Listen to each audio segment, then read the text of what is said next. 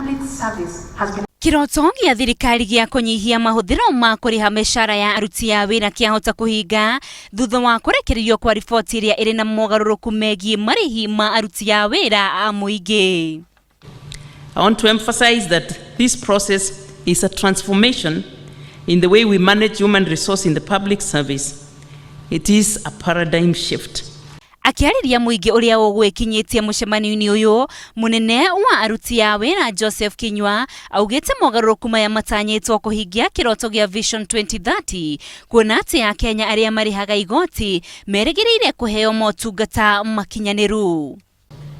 The question we need to ask ourselves is, are we attracting people with the right skills that are able to meet the demands for quality services from the government? Mogaruruku-ini maya he andũ megũikũrũkio ngathi wĩra-inĩ wao, angĩ kuambatirio ngathi na kũrĩ maguikara o harĩa mararĩ na itanya rĩa kugacirithia motungata kũrĩ muingi. What the Commission would like to see is a situation where industrial relations is driven by the desire to serve Kenyans in the best possible, and we'll do everything possible to achieve this dream. Angĩ arĩa megwĩkinyĩtie mũcemanio-inĩ ũyũ nĩ mũikarĩri gĩtĩ wa kamĩtĩ ya bũrũri ya motungata ma mũingĩ Margaret Kobai.